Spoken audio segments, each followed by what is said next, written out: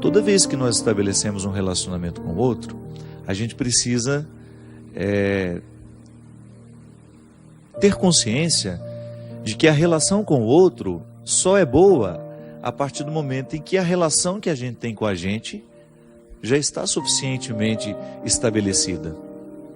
É o conceito de pessoa que a gente trabalha no livro Quem Me Roubou de Mim, que eu escrevi justamente sobre essas questões de relacionamento de pessoas que sofrem muito.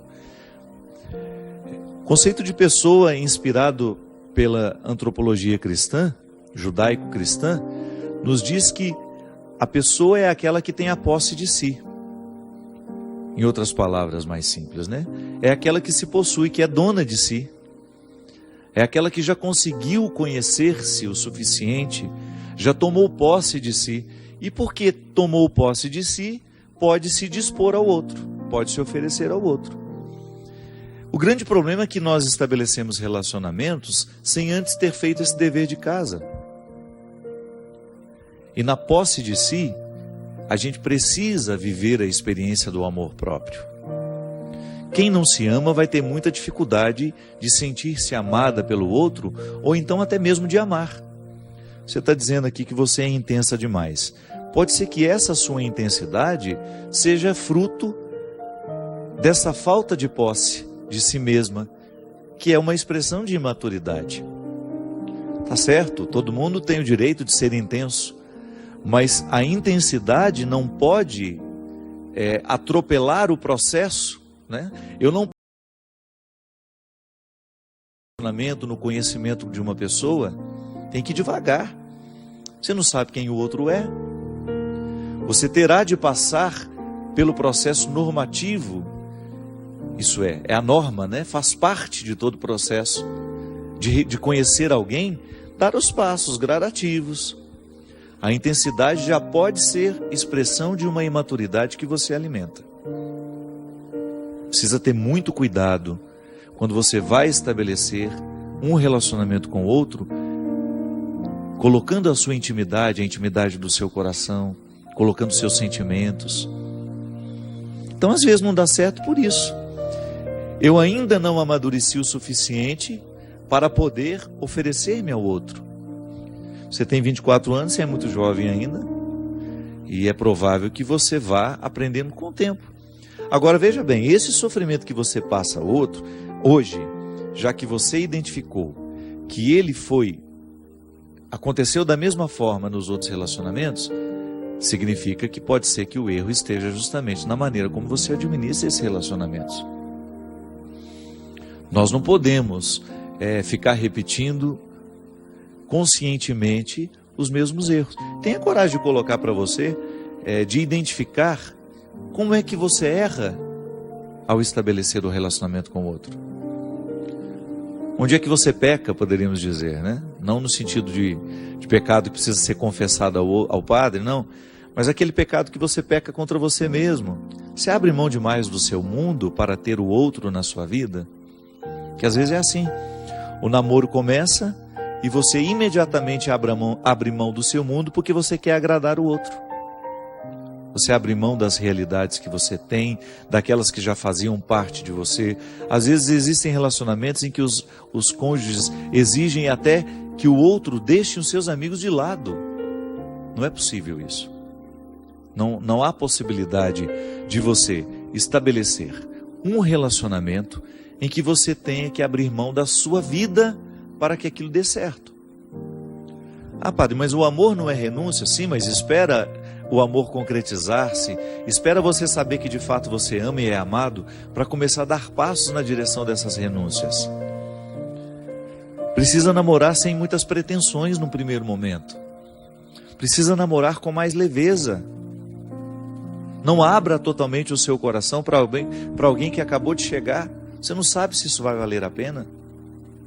Não quebre a sua intimidade só para ter a garantia de que o outro vai ficar. Não.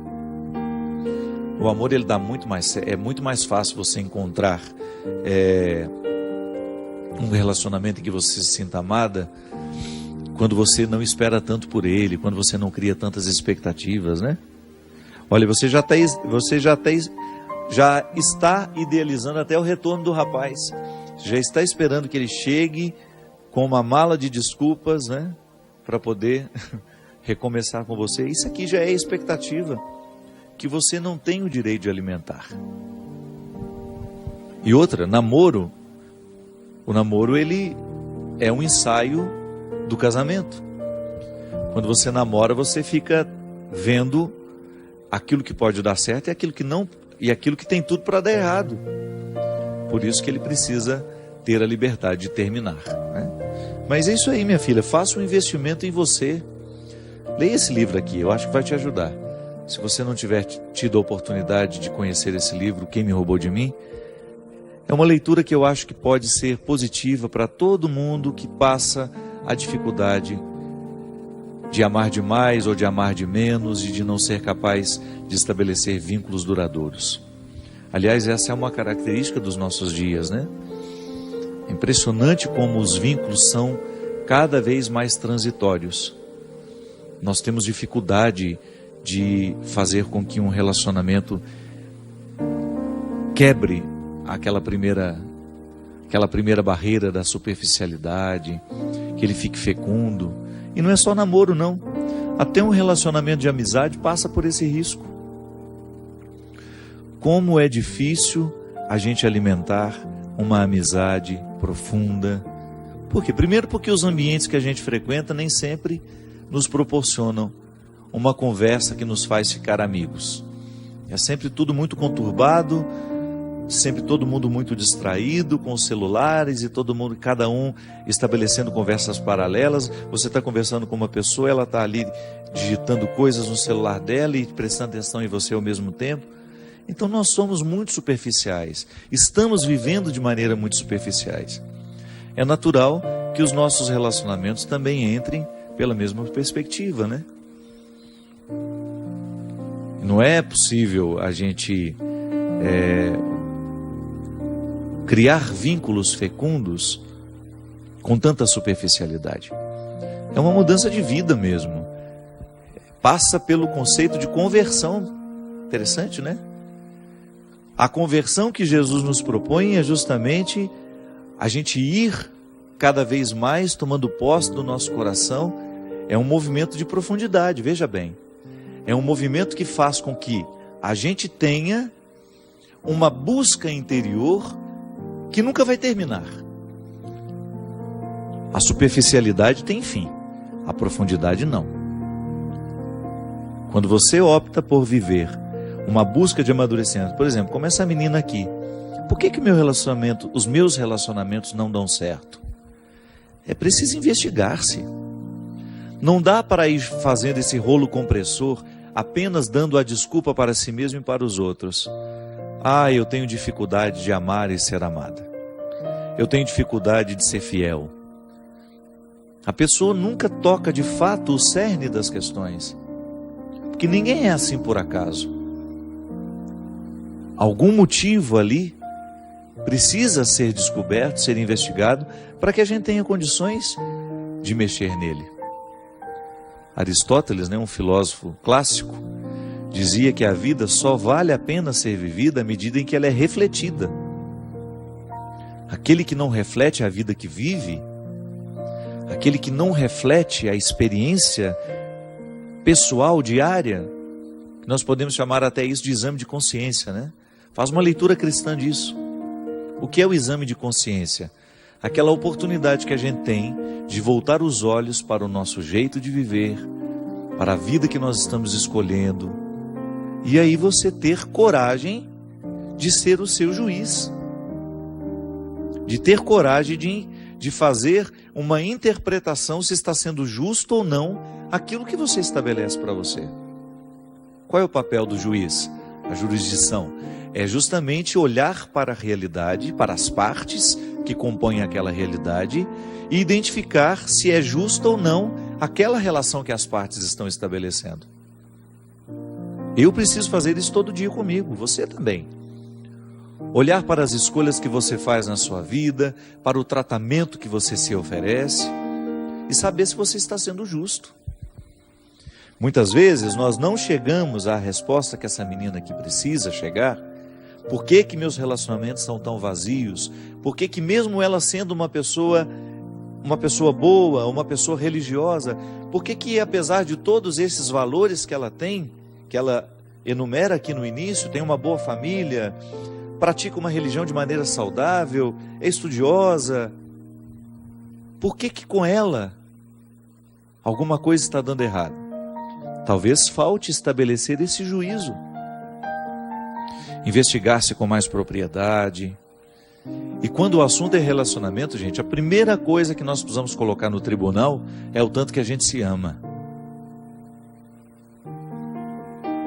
Não podemos negligenciar o amor que a gente se oferece. Que boicote é esse? É um auto-boicote, né? A pessoa se boicota o tempo todo, porque ela, ao invés de oferecer a ela o amor necessário, isso é, o cuidado, porque como é que o amor próprio se expressa na vida de uma pessoa? Através do cuidado que eu tenho comigo, com o meu corpo, com a minha saúde, o cuidado que eu tenho com a minha alma, com o meu espírito, aquilo que eu me ofereço diariamente, o livro que eu leio, a música que eu escuto, os lugares que eu frequento, os amigos que eu deixo ter uma autoridade sobre mim. Tudo isso é expressão do amor próprio. Quem não se ama, não passa no filtro aquilo que se oferece. É igual aqui em Minas, naquele coador antigo, né, que a gente passava o café. O coador que era um filtro de pano, feito pela nossa mãe, para que a gente pudesse tomar a parte do café que nos interessava. Porque vai jogar o pó dentro do café para você ver, para ver se você consegue tomar. Não dá. É preciso ter o filtro de pano, que a gente chama de coador, para que a gente fique com a parte boa do café. Muitas vezes nós não usamos esse filtro para perceber o que a gente se oferece. A gente vai causando uma intoxicação da alma, uma intoxicação da mente, uma intoxicação de tudo aquilo que nos gera. Aí você tem todos os significados: mente, coração, alma, espírito. A gente fica poluído. Por quê? Porque a vida, o mundo, as realidades que estão de fora, elas podem ser nocivas a nós. É claro que tem muita coisa boa de fora que vem nos ajudar, nessa consistência humana. Agora, se a gente não passa pelo filtro essas realidades, pode ser que a gente esteja tomando um café envenenado. Pode ser que a gente esteja provocando uma intoxicação dentro de nós, porque a gente não teve coragem de identificar, de colocar ali um filtro que nos ajudasse a ficar mais puros. O amor próprio é esse ponto de partida para que todo relacionamento seja saudável. Quem não se ama, quem não se cuida, quem não faz o dever de casa diário, de jogar amor dentro do coração, e essa é a ação de Deus, é justamente o que Deus faz no coração daquele filho que volta para pedir perdão ao pai. Ele precisou voltar a se amar. Ele precisou identificar que comer a lavagem dos porcos não era para ele. Engraçado, né? Você vê naquele rapaz a identidade que não havia sido totalmente perdida, que é quando ele lembra que ele tem pai. Isso é amor próprio. É o amor próprio que move o coração daquele rapaz ao identificar que aquela miséria, que aquele alimento imundo não era para ele. Minha gente, quantos de nós ficamos nos alimentando de sentimentos estragados que podem ser comparados à lavagem dos porcos? Quantas vezes eu encontro pessoas bonitas, nutridas, com relacionamentos precários, tóxicos, viciantes, aquele pseudo-amor, né? Aquele falso amor, que pode ser comparado a uma lavagem de porco, aquele namoro que não é outra coisa senão um chiqueiro, não há nada de puro naquilo, a pessoa se maltrata o tempo todo só para ter a companhia do leitão, né? Não, pelo amor de Deus, você merece muito mais. A pessoa só se recupera no momento em que ela olha para o espelho e vê a face desfigurada e diz para ela mesma: eu não mereço esse tratamento. Isso corrigiria tantas coisas dentro dos namoros, dentro das relações de casamento, porque também no casamento acontece isso.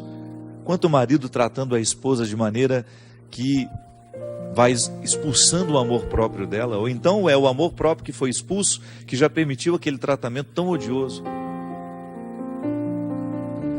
Namoro, casamento, relação entre amigos, nós precisamos ter muito cuidado para a gente não se acostumar ao alimento imundo. Precisamos tomar muito cuidado para a gente não se acostumar com o precário e achar que ele é a única coisa que nós merecemos ter na vida.